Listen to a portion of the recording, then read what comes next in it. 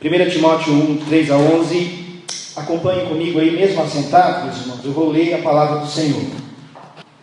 Quando eu estava de viagem rumo da Macedônia, te roguei permanecesses ainda em Éfeso, para admoestares a certas pessoas, a fim de que não ensinem outra doutrina, nem se ocupem com fábulas e genealogias sem fim, que antes promovem discussões do que o serviço de Deus na fé.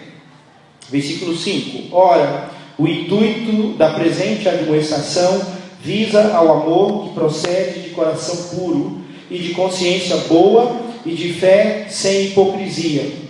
Desviando-se algumas pessoas destas coisas, perderam-se em loquacidade frívola, pretendendo passar por mestres da lei, não compreendendo todavia nem o que dizem, nem os assuntos sobre os quais fazem ousadas asseverações. Amém. Os irmãos receberam um boletim? Todo mundo tem um boletim assim? Perto? Tem? Quem tem? Todos têm?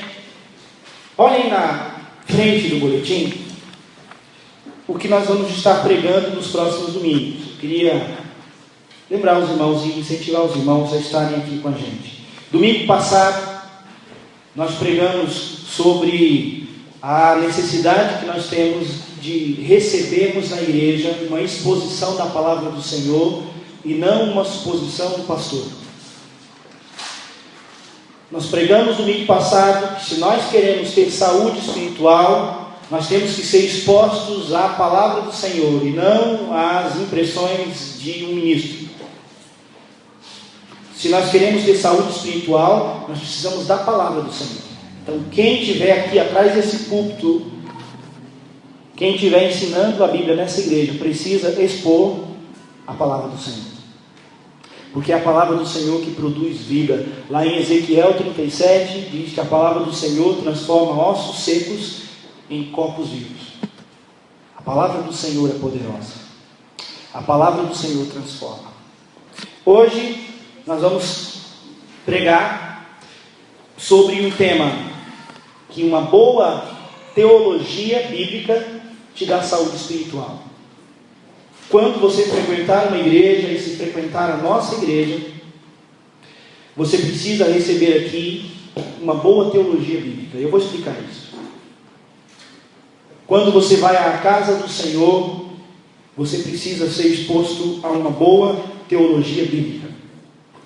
Vamos pensar sobre isso, teologia bíblica. O que significa isso? Nesse texto que eu li, se vocês abrirem aí, em 1 Timóteo 1, do 3 ao 7, diz assim, acompanhe comigo aí no versículo 3, no finalzinho, a fim de que não ensinem outra doutrina. Viram? A fim de que não ensinem outra doutrina. No versículo 6, desviando-se algumas pessoas dessas coisas, perderam-se em loquacidade frívola, em falatório inútil. Versículo 7, pretendendo passar por mestres da lei, não compreendendo todavia nem o que dizem, nem os assuntos sobre os quais fazem ousadas asseverações. O que o apóstolo Paulo está dizendo? Que nós precisamos tomar cuidado com uma suposta exposição do que a Bíblia está ensinando, mas que na verdade não é o que a Bíblia está ensinando. Paulo está dizendo aqui para Timóteo, cuidado, tem gente aí ensinando uma outra doutrina, um outro ensino, só que eles chamam isso de Bíblia, e isso é chamado por eles de doutrina, mas é uma outra doutrina. Essas pessoas, no versículo 6, elas se perdem em um falatório inútil. No versículo 7, essas pessoas querem ser vistas como mestres da lei, querem se passar por mestres da lei, só que eles não compreendem a lei, eles não entendem a palavra do Senhor, nem os assuntos sobre os quais eles fazem ousadas asseverações. Gente que chega com fogo no púlpito, dizendo, impondo a mão, gritando e falando e berrando, e você vai ver muito isso por aí. Só que ele diz aqui, esses assuntos sobre os quais eles fazem ousadas asseverações, não são a sã doutrina, a doutrina sadia. Consequentemente, não produz saúde espiritual. Destaquei também aqui no capítulo 6 de 1 Timóteo, versículo 3. Diz assim: se alguém ensina outra doutrina e não concorda com as sãs palavras de nosso Senhor Jesus Cristo e com o ensino segundo a piedade é orgulhoso e nada entende. Observem os textos que eu estou trazendo para os irmãos nessa introdução. O apóstolo Paulo, trazendo aqui para a gente recomendações e exclamações e asseverações sobre falsos ensinos bíblicos. Versículo de número 3 e 4. Ensinam uma doutrina que não concorda com as sãs palavras do nosso Senhor e com o ensino segundo a piedade. É uma pessoa orgulhosa que não entende nada, na verdade.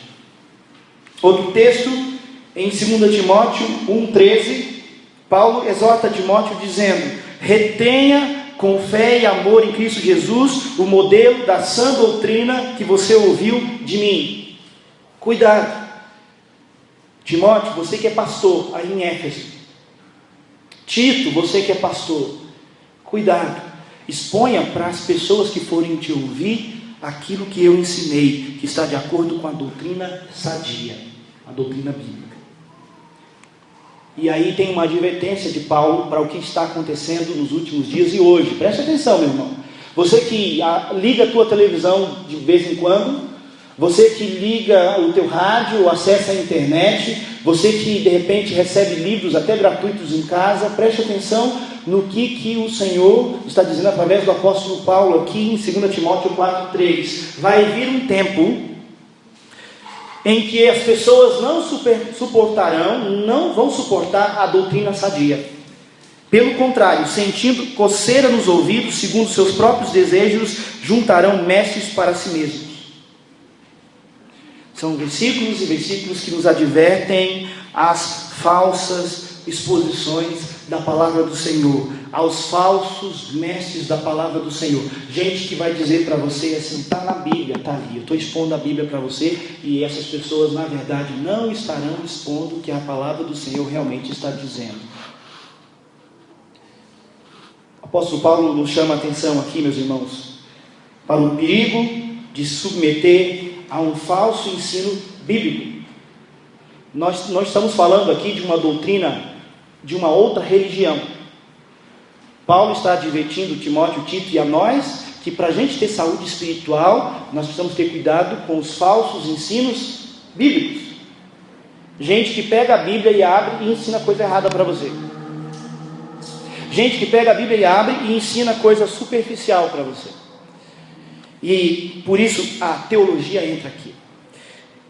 Então, se você quer ter saúde espiritual, observe esse versículo que Jesus diz: quem crer em mim, como diz a Escritura, do seu interior fluirão rios de água viva. Quem crer em mim, como? Como diz a Escritura, do seu interior fluirão rios de água viva. Não é uma fé cega, não é uma fé ingênua, e não é uma fé bancária.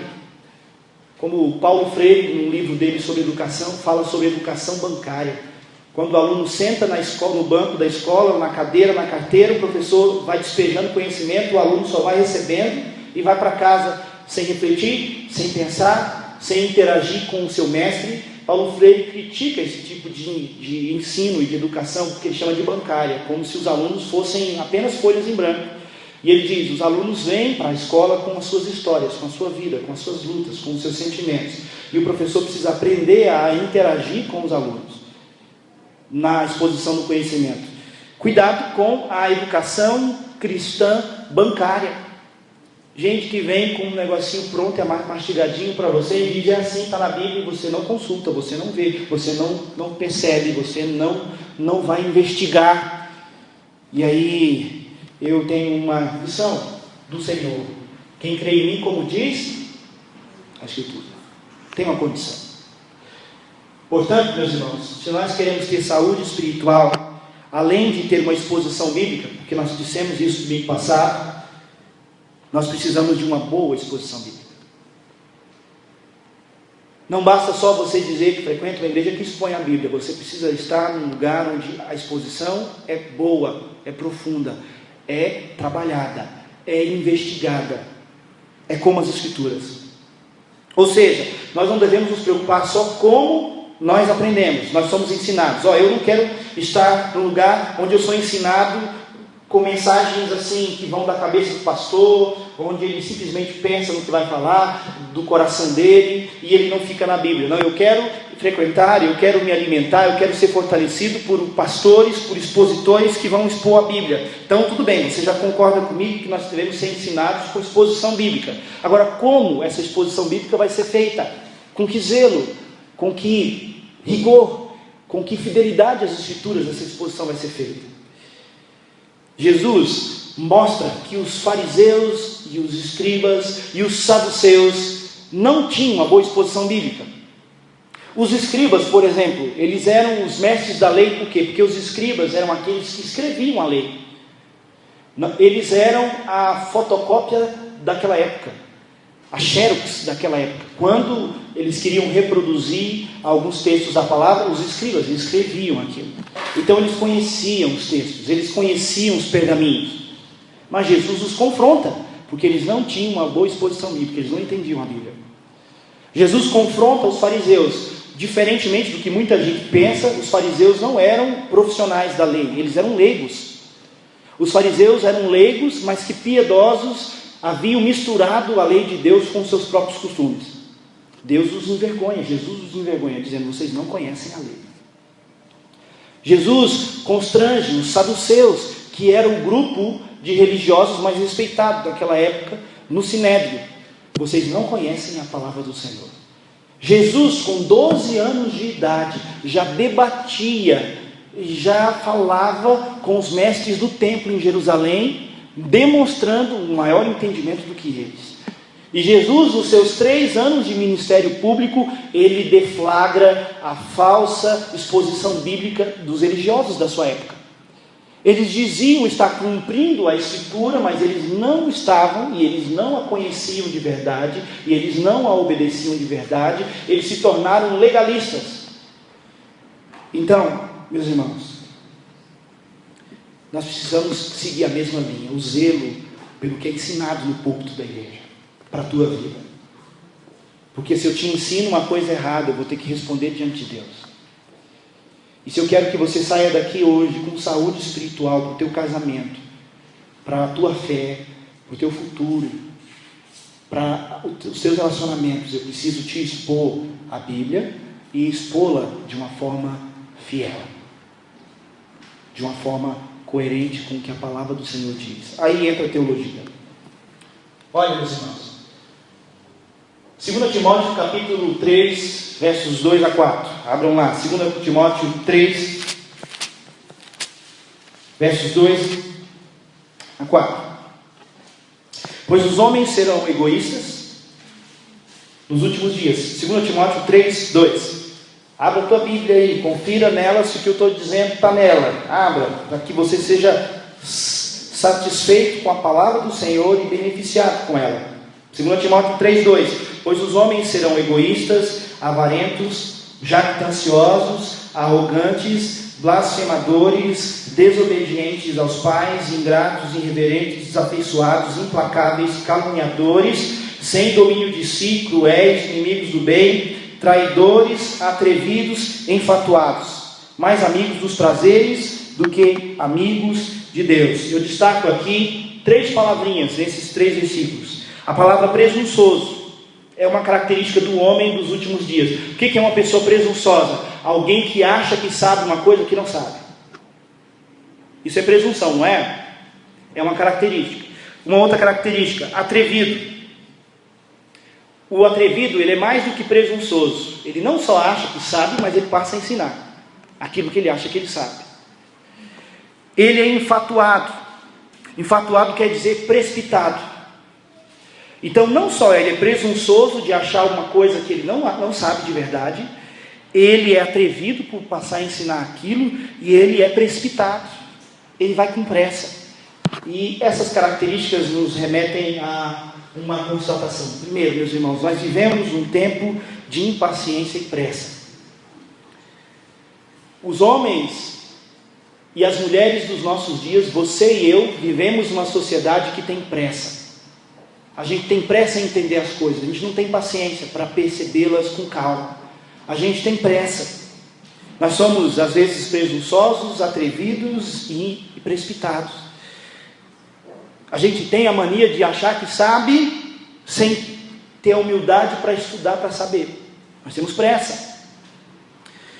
Nós vivemos um tempo onde a pressa está nos nossos equipamentos. Ai, se o meu computador demora como demorou aqui para reiniciar, né? Pressa.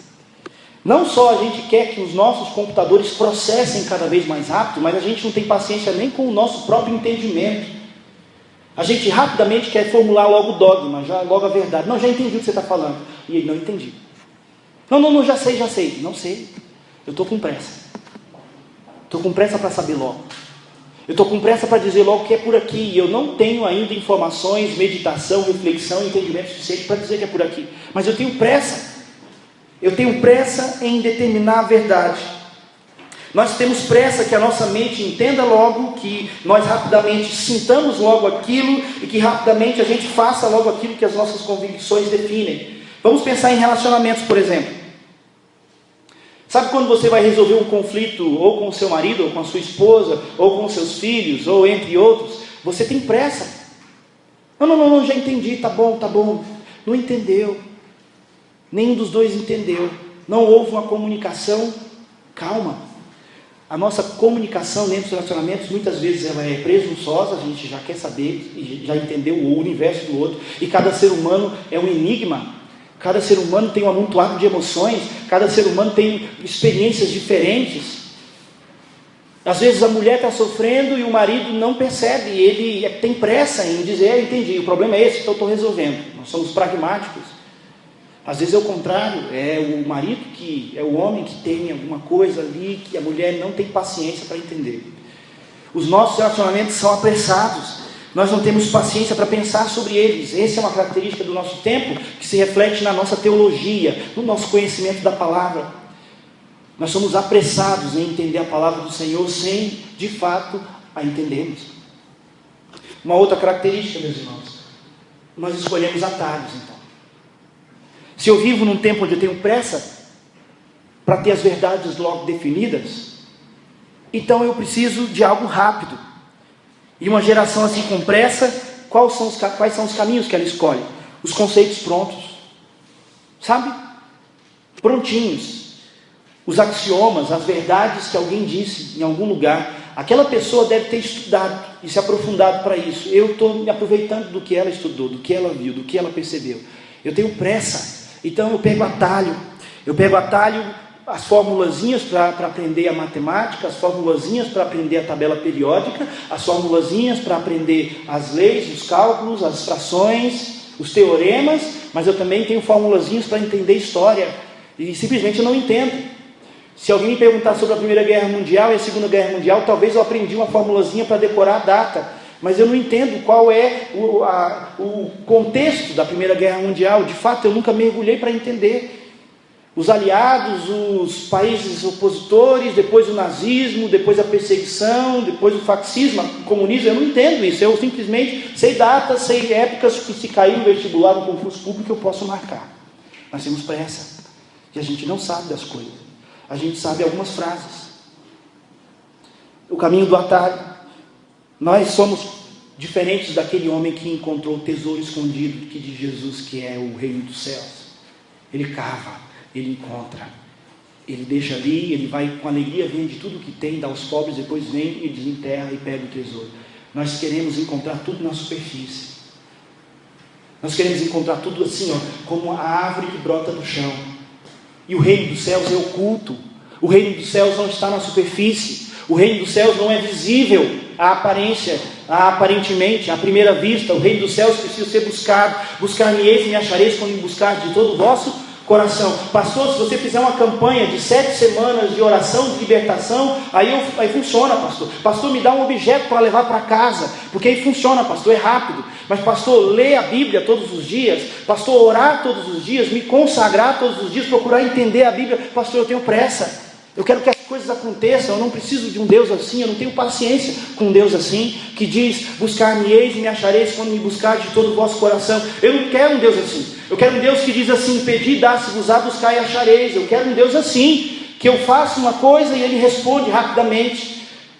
Eu quero um Deus que num retiro espiritual minha vida transforma. Eu quero um Deus que num encontro, num pós-encontro, num pré-encontro, num férias para Jesus, num seminário as coisas mudem. Eu quero um Deus que coloque uma varinha mágica no meu casamento e faça ele mudar de um dia para o outro. Mas eu não quero mudar o meu caráter. Eu não quero deixar de mentir, de enganar. Eu não quero deixar de ser iracundo com a minha esposa. Eu não quero deixar de ser ciumento com o meu marido. Eu quero que as coisas aconteçam. Esse é o caminho que o nosso mundo e as nossas igrejas estão escolhendo, meus irmãos. Outro perigo, meus irmãos, é consequentemente a superficialidade. Claro. Qual que é a consequência da pressa? Nós não encontramos o tesouro escondido. A gente encontra algumas outras coisas na superfície. Mas isso aqui, não achei o tesouro escondido, mas vai isso aqui mesmo. Não encontrei, então vai isso aqui mesmo. A pressa leva a gente a encontrar as coisas erradas. Nós nos contentamos, nós elegemos e nos convencemos de que as pobres verdades que a gente imagina ter e que a gente encontrou numa superfície são o tesouro escondido que a gente procurava. A gente se contenta com isso, a gente se acalma com isso, a gente se alegra, tenta se alegrar com pequenas porções, quando Deus tem rios de água viva para quem crê nele, como diz as Escrituras. Superficialidade, meus irmãos, nos relacionamentos, falta de comunicação mais honesta, mais demorada, mais profunda, superficialidade em nossas crenças cristãs, que são populares, que são seculares, que são místicas. Se a gente não toma cuidado, a gente cita até um texto que não está na Bíblia, de 1000 passarás, 2000 não passarás, pastor, eu já ouvi isso na palavra do Senhor, né? Ou você nunca leu que água mole e pedra dura, tanto bate até que fura? Está lá. Nós somos superficiais em nossas crenças, porque nós somos superficiais em nossos entendimentos da palavra do Senhor. A gente sobrevive espiritualmente de pequenas verdades mastigadas por outros. Eu fiquei 49 dias numa aldeia, uma época, conhecendo a vida de um missionário, e os índios mastigavam algumas coisas para cozinhar depois. A gente vive assim às vezes, comendo o que os outros mastigaram. A gente não vai na fonte, a gente não vai na palavra, a gente não lê, a gente não estuda, a gente sobrevive com pequenas frases que outros mastigaram para a gente. Infelizmente, esse é o contexto da doutrina doente, que Jesus adverte, que o apóstolo Paulo diz que nos últimos dias muitos vão abdicar da sã doutrina e vão buscar essa. Ela é mais rápida. O que constrói a sua casa sobre areia, constrói mais rápido, mas a casa cai. O que constrói a sua casa sobre a rocha, a casa não cai. Por isso, meus irmãos, a nossa igreja vai poder te alimentar, te dar saúde espiritual, se você receber de nós aqui o deleite daquilo que flui diretamente da palavra do Senhor, da fonte, direto dela. Outra coisa, meus irmãos, as crenças domesticadas. Eu acho algo sobre Deus, eu acho algo sobre Jesus, eu acho algo sobre salvação, mas eu misturo isso com o que os outros dizem, eu misturo isso com as minhas impressões. A mistura mortal dos fariseus, dos saduceus, dos escribas e dos judeus entra para dentro do nosso coração também. A gente passa a viver crenças seculares do cristianismo a respeito de tudo, desde a natureza de Deus, que são anjos, que são demônios, O que é a Bíblia, o que é Deus Pai, Deus Filho, Deus Espírito Santo, o que é Jesus, redenção, salvação, cruz, o que é dom do Espírito, falar em línguas, profecia, o que é estar cheio do Espírito Santo, não estar, o que é ser curado ou não. Nós estamos cheios de doutrinas que a gente domesticou conforme a nossa conveniência, porque é mais conveniente para nós definirmos que é assim sem estudar do que estudar para definir. Nós domesticamos o nosso cristianismo e o humanizamos, um cristianismo light, um cristianismo humanista. Nós nos refugiamos em conceitos formados por outros e nos contentamos em no máximo abrir a Bíblia para dizer que ele citou um versículo, está lá. Se ele citou um versículo, então está na Bíblia. Então eu estou seguindo o ensino bíblico. A gente tranquiliza a nossa consciência apressada, superficial, imatura, com o fato de achar, ele citou um versículo, então está na Bíblia. Com isso, meus irmãos, nós temos um conhecimento da palavra do Senhor híbrido. Ele é metade divino, metade humano. É metade revelação, metade especulação. É metade o que eu leio, entendo, mas a outra metade eu preencho com aquilo que eu acho. Pastor Mark Dever, no seu livro As 9 Marcas de uma Igreja Saudável, ele estava num seminário sobre teontologia, que é o estudo da teologia a respeito de Deus. Aí um dos alunos que estava fazendo mestrado ou doutorado em teologia pediu a palavra e começou a falar: olha, eu queria falar sobre Deus, eu tenho uma impressão de Deus tão jóia, eu acho que Deus é assim, Deus é muito bom, Deus é maravilhoso, olha, Deus é eterno, eu vejo Deus assim, professor. Aí o pastor diz assim: obrigado por ter falado muito sobre você, agora vamos falar sobre o que a Bíblia diz. Você falou muito sobre você, eu vejo, vamos mudar da primeira pessoa para a terceira? O que a Bíblia está dizendo? Queria que os irmãos pensassem sobre isso. Por que tem tanta gente, meus irmãos, que frequenta a igreja há anos, não tem saúde espiritual? Que frequenta a igreja há anos, não conhece a Bíblia. Conversando com meu pai sobre essa mensagem que eu estava preparando, essa semana eu visitei, no feriado de quinta-feira, e compartilhando com ele algumas coisas que eu iria pregar para os irmãos, ele me contou de uma senhora que ele conheceu, e falou para ele: olha, pastor, eu fiquei 20 anos na igreja, nossa, eu fui na igreja, frequentei presbiteriana, cristã evangélica, batista, essa, aquela outra e tal, mas depois de 20 anos, pastor, eu enjoei dessa vida, enjoei disso. Ele se lembrou disso para mostrar o quê? Gente que nunca desenvolveu saúde espiritual, nunca passou da superfície. Não quero que os irmãos aqui nessa igreja sejam assim. Eu não quero ser assim. Eu disse isso no ano passado e reforço com os irmãos esse compromisso. No que depender de mim, os irmãos vão receber uma mensagem bíblica conforme o que a Bíblia está ensinando. Doa a quem doer. E dói. Porque Deus trata a gente através da sua palavra. Se eu começar a pregar uma mensagem híbrida, misturando o que a Bíblia ensina com o que eu penso, eu nunca vou pregar alguma coisa que eu não goste. Eu nunca vou pregar alguma coisa que vai contra mim. Porque eu acomodo a mensagem com aquilo que me acomoda.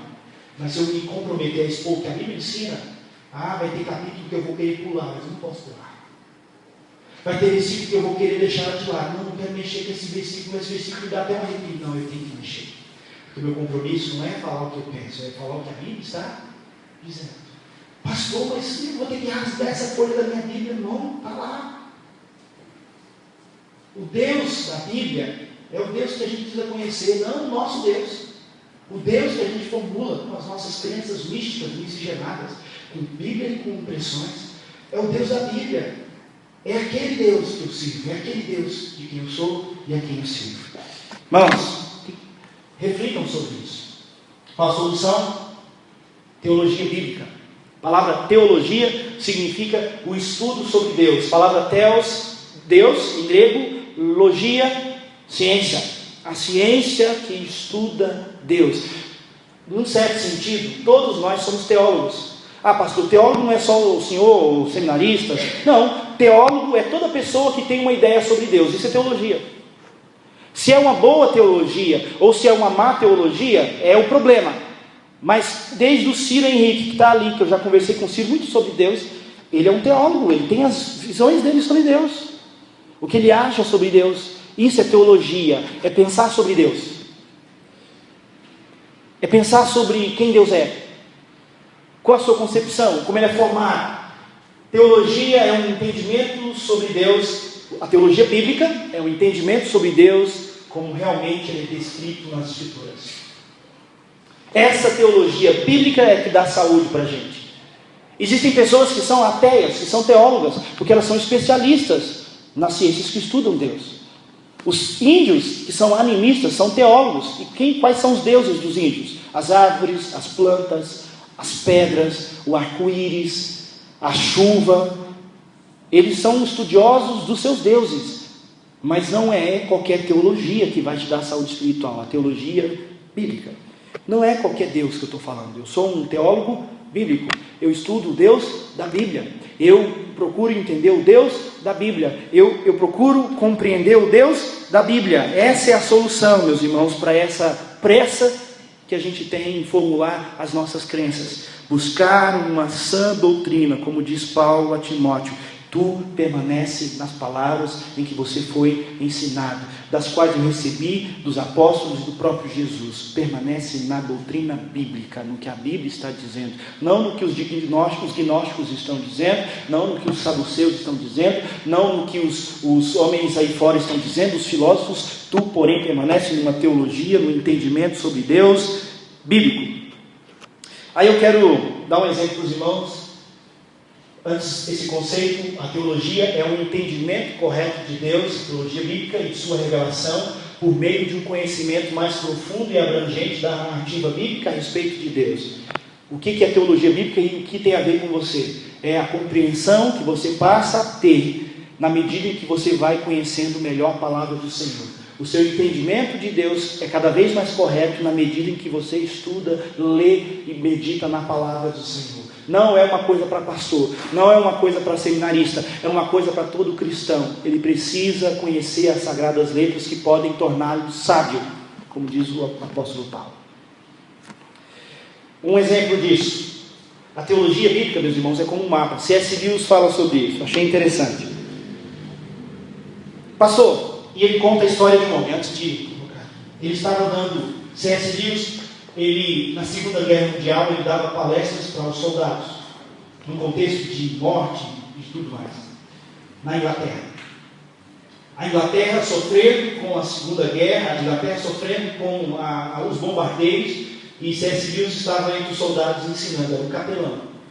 E numa das mensagens dele, ele falando sobre teologia e entendimento correto de Deus, que é o que estou dizendo para a igreja hoje, um general falou para ele assim: olha, isso aí que você está falando para mim, nada é a mesma coisa, isso não faz diferença para mim, é inútil.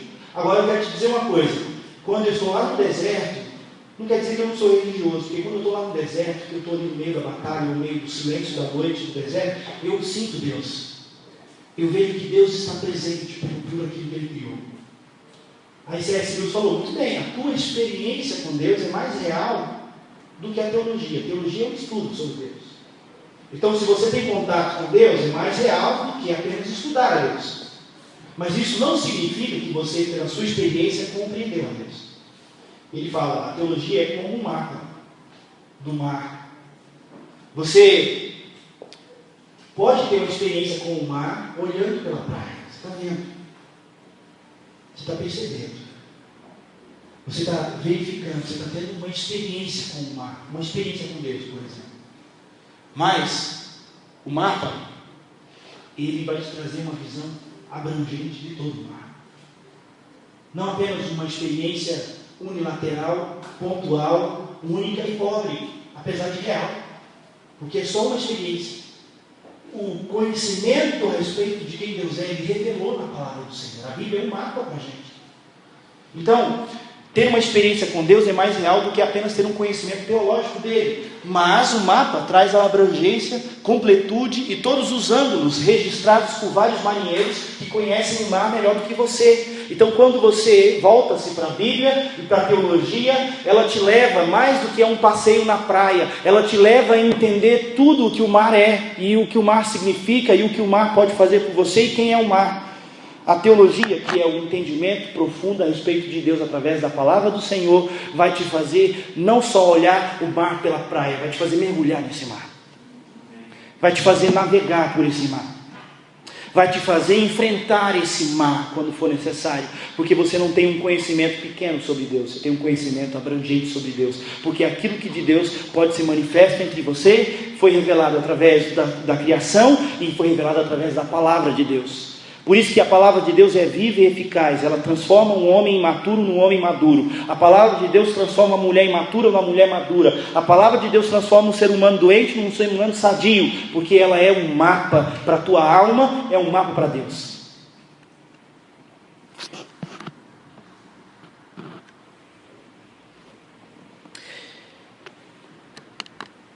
Pequenas observações aqui para a gente ir caminhando para o final, irmãos. Por que a teologia bíblica é importante para você ser saudável espiritualmente? Primeiro, porque sem ela, sem o entendimento de Deus, você pode não ser salvo. E eu quero provar isso pelas Escrituras para os irmãos. Em Romanos capítulo 10, versículos 1 e 2, eu vou deixar o texto aqui, se você não quiser ler, lá na Bíblia. Olha só o que a palavra de Deus diz aqui. O apóstolo Paulo, sobre os judeus, do qual o apóstolo Paulo fora também um judeu que não acreditava em Jesus. Olha o que Paulo diz: irmãos, a boa vontade do meu coração e a minha súplica a Deus a favor deles são para que sejam salvos. Então não são salvos. Ele está falando sobre os judeus nesse capítulo. Porque lhes dou o testemunho de que eles têm zelo por Deus, porém não com entendimento. Zelo sem entender não adianta nada. Muita gente mais crente do que nós, mas porque eram crentes nas coisas erradas, vão se perder. Gente que chegou a se matar numa seita suicida, porque a fé dele era muito maior do que a nossa, só que a fé dele não tinha entendimento. Ele colocou muita fé na coisa errada, não foi salvo. Olha o que Paulo diz sobre os judeus: eles têm zelo. O próprio Paulo foi um judeu zeloso. Eles têm a sua disciplina, só que eles não são salvos. Por quê? Porque o zelo deles é sem entendimento.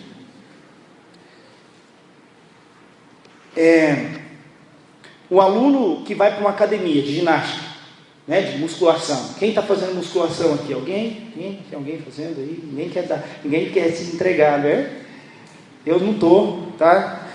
Até passei na academia que tem aqui em frente, a Secaf aqui, para dar uma olhada nos preços e tal, mas não passou de consulta. Mas o aluno mais empenhado, pensa num aluno mais empenhado da academia. Ele chega cedo, ele fica 4 horas por dia na academia, ele vai malhar e tal. Só que no final dos 6 meses ele está todo quebrado, lesionado, a coluna dele está quebrada, os músculos estão fraturados, ele não ficou musculoso, ele não ficou forte. Por quê? Porque ele era muito zeloso, ele era apaixonado, mas ele não tinha entendimento nenhum, ele não foi orientado, ele fez tudo errado, fez os exercícios errados. Consequentemente, o zelo dele, sem entendimento, não lhe deu saúde, não lhe deu físico, não lhe deu desenvolvimento. Uma lição para a gente. Por que essa igreja precisa ensinar a Bíblia como uma teologia bíblica? Porque zelo sem entendimento não salva ninguém. Segundo, para amar a Deus. Irmãos, para amar a Deus e para amar a Deus é requerido de nós o uso da nossa mente. Emoção com intelecto. Olha só o que diz João 15,15. Já não vos chamo servo, mas vos chamo amigos. Por quê? Porque vocês gostam de mim? Não. Porque vocês estão me conhecendo melhor do que os outros. É isso que o texto está dizendo. Eu não vos chamo apenas servos. Chamo vocês de amigos. Porque o servo não sabe o que faz o seu senhor. Porém, eu tenho vos dado a conhecer tudo o que meu Pai tem feito. Ou seja, o que faz com que os discípulos de Jesus se tornem amigos dele? Conhecimento, entendimento da palavra do Senhor, de quem é Jesus. Outro texto, meus irmãos, os irmãos conhecem esse texto. Marcos 12, está citando Deuteronômio, Jesus diz: ouve, Israel, o Senhor nosso Deus é o único Senhor. Amarás, pois, o Senhor teu Deus de todo o coração, de toda a tua alma, de todo o teu entendimento e de toda a tua força. No Antigo Testamento, na Bíblia, coração não significa só emoção. Coração significa o nosso ser interior, as nossas capacidades mentais, emocionais. Olha o que o mandamento está dizendo: nós devemos amar a Deus de todo o nosso coração. E o nosso coração precisa estar entendendo esse Deus. Por falta de uma compreensão de Deus, nós não o amamos como nós deveríamos. O coração, que é o centro de todo o nosso ser, não é apenas emoção, mas também reflexão. Portanto, amar a Deus inclui uma grande ênfase no que nós pensamos sobre Deus e no que nós entendemos sobre Deus. Para amarmos o Senhor de verdade, nós precisamos conhecê-lo. Aquele que tem os meus mandamentos e os guarda, esse é o que me ama. João 14, 21. Então Jesus está nos dizendo, a palavra do Senhor está nos dizendo que nós precisamos de uma organização das nossas ideias cristãs, para a gente entender melhor o que a Bíblia está dizendo, porque quanto melhor nós entendemos a palavra do Senhor e entendemos quem Deus é, melhor nós o amaremos. Quanto menos nós entendemos a Deus, menos nós o amaremos. Outro, meus irmãos, para o poder do Espírito Santo. Ah, pastor, aí não, poder, pastor, é fogo mesmo. Não tem isso não. É língua de fogo, é língua, é o fogo caindo, não tem esse negócio de entender. Você pode fechar a Bíblia, que o negócio vai acontecer. Essa igreja vai subir, o céu vai descer, eu só não tenho ideia. Olhem para o Pentecostes, meus irmãos. O Pentecostes de Atos capítulo 2, quando o fogo do Espírito Santo desce sobre a igreja, sabe quais são as ruas para esse fogo descer? As Escrituras. Os discípulos estavam em Jerusalém debaixo de uma ordem das Escrituras. Fiquem em Jerusalém, até que do alto vocês sejam investidos de poder, na ordem de Jesus, a palavra de Jesus. Eles ficaram em Jerusalém. Depois, quando vocês receberem poder, vocês vão para Jerusalém, Judéia, Samaria e para os confins da terra. Quais são as vias para o poder do Espírito Santo descer sobre a igreja? As Escrituras, o entendimento das Escrituras. Vai olhar o discurso de Pedro em Atos 2. As pessoas hoje querem o mesmo Pentecostes de Pedro, mas não têm o mesmo conhecimento bíblico e a exposição que ele faz. As pessoas querem pregar e ver as coisas acontecendo, mas não querem conhecer a Bíblia como Pedro conhecia, que vai citando varões galileus e vai citando desde o Antigo Testamento até chegar em Jesus, expondo a Bíblia, mostrando a verdade do Evangelho. É nesse ambiente que o poder do Espírito Santo desce sobre as nossas vidas. É no ambiente das Escrituras, é no ambiente das Escrituras que o poder de Deus se manifesta. E Jesus diz: errais e não conheceis as Escrituras e nem o poder de Deus. São duplas, inseparáveis. O conhecimento das Escrituras traz o poder de Deus.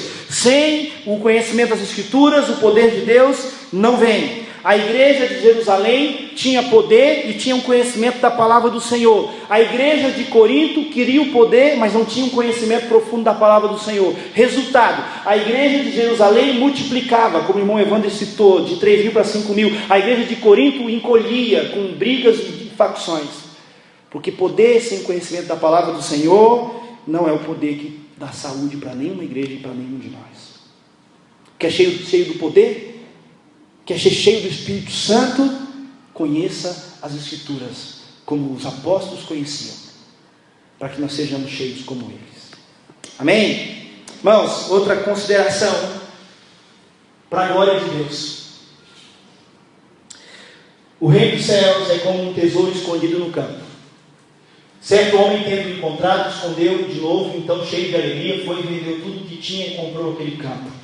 Aquele homem, como eu disse para os jovens na sexta-feira, estava cheio de alegria, ele estava feliz, ele estava satisfeito porque ele havia encontrado o tesouro escondido. Por quê? Porque ele entendeu que aquele era o tesouro escondido. Ele fez algo que outros não fizeram. Ele vendeu tudo o que tinha e comprou aquele terreno, comprou aquela terra para pegar o tesouro escondido. Ele compreendeu, ele entendeu e ele valorizou aquele tesouro na medida em que ele entendeu. Nós vamos glorificar mais a Deus na medida em que a gente o conhece, na medida que a gente entende quem ele é. O John Piper levantou essa bandeira no seu ministério. Eu amo o ministério desse pastor e a bandeira dele é a seguinte: Deus é mais glorificado quando somos mais satisfeitos nele. quanto mais eu me satisfaço em Deus, mais Deus é glorificado. Quanto mais eu me satisfaço em Deus, mais Deus é glorificado. E eu tenho um exemplo para dar para os irmãos. Além desse texto, tem Paulo e Silas cantando na prisão, por conhecerem a Deus, por Paulo e Silas terem sido separados pela igreja primitiva, como homens que conheciam a lei do Senhor, como homens que conheciam a Bíblia, como homens que tinham a teologia bíblica, eles tinham alegria no Senhor, mesmo no meio das prisões. John Piper dá um exemplo para a gente, o seguinte: se alguém chegar em você e dizer assim, por exemplo, Danilo, eu vou te dar 15 mil reais para você depositar na minha conta, tá bom? Eu não posso fazer, eu vou deixar isso com você, alguém que você nunca viu na sua vida.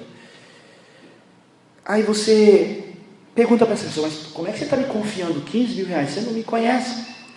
Aí a pessoa vai dizer: bom, eu não te conheço, eu não tenho nenhuma informação sobre você, mas eu senti de confiar em você. Qual seria o sentimento do Danilo sobre aquela pessoa? Puxa, essa pessoa tem um discernimento? Não, que louco, né? Que doido. Como é que ele chega e me dá 15 mil reais e não me conhece, não sabe nem quem eu sou, diz que não tem nenhum elemento para confiar em mim, é apenas um sentimento que ele teve? Ah, que coisa esquisita. Tenho medo, será que esse cara roubou esse dinheiro? Vocês acham que o Danilo vai querer pegar esse dinheiro para depositar na conta? E o medo de estar lavando dinheiro para um bandido, né? E qualquer coisa assim.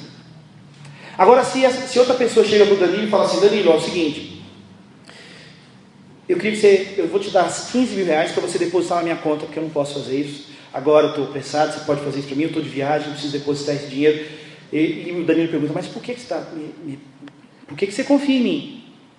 Aí essa pessoa diz assim: bom, Danilo, você não me conhece, mas eu estou observando você. Eu observo o seu comportamento, eu estou estudando você. Eu observo que você é uma pessoa honesta com a sua esposa, com as suas coisas, você tem caráter. Então, você talvez vai estranhar, mas eu confio em você porque eu conheço você. Aí o Danilo, puxa, finalmente alguém viu isso, é muito diferente, porque a confiança não é cega, a confiança tem base, a confiança tem elementos. É isso que John Piper diz: quanto mais nós nos satisfazemos em Deus, mais Ele é glorificado. Como eu posso me satisfazer em Deus? Quanto mais eu o conheço. Quanto mais você conhece a Deus, e por conhecê-lo, não por um sentimento, não, eu não sei nada de Deus, não sei nada da Bíblia, não sei nada de Jesus, mas eu amo a Deus porque eu vejo o cosmos, o universo, eu vejo as estrelas, eu não sei esse negócio de Jesus, cruz, salvação, mas sabe, eu vejo tudo mais. Deus não está sendo glorificado através dessa vida ignorante. Agora, se alguém se ajoelha aos pés de Jesus, de Deus, e diz: Deus, eu sei que Tu és, Tu criou todas as coisas, Você criou o primeiro homem, a primeira mulher, todas as plantas e os animais, eu estudo o Senhor, Deus, e quanto mais eu te estudo, mais eu te amo, e quanto mais eu te estudo, mais prazer eu tenho no Senhor. Deus, o Senhor é maravilhoso, enviou Jesus para morrer por mim, que eu era pecador. Deus, esse conhecimento me eliminou, me diminuiu, mas o conhecimento do Teu amor, da Tua misericórdia me aumentou. O conhecimento da Tua justiça acabou comigo, mas o conhecimento do Teu amor me levantou. O conhecimento da dureza, da justiça, do caráter e da santidade do Senhor acaba comigo, mas o conhecimento da Tua misericórdia que se renova a cada manhã, porque eu leio na palavra, eu vejo como o Senhor se relaciona com as outras pessoas na Bíblia, eu vi como é que o Senhor foi misericordioso com Adão, eu vi como o Senhor foi misericordioso com Abraão, eu vi como o Senhor foi misericordioso com Moisés, com Isaac, com Jacó, com José, com os apóstolos, com os discípulos. Eu sei que Tu és, por isso eu te glorifico, eu me alegro no Senhor. Deus é mais glorificado em nós à medida que nós temos mais prazer nele.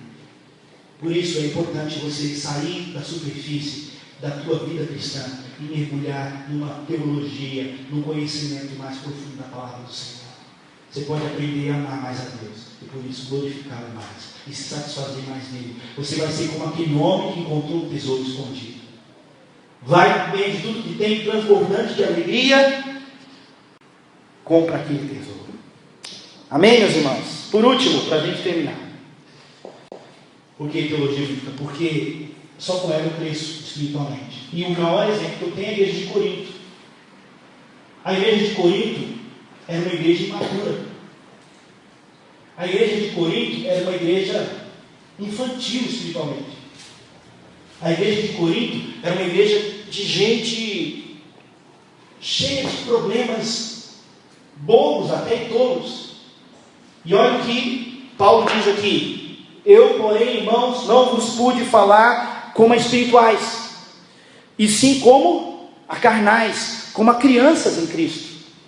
Leite vos dei a beber, não vos dei alimento sólido, porque ainda podiais suportar, porque ainda sois carnais.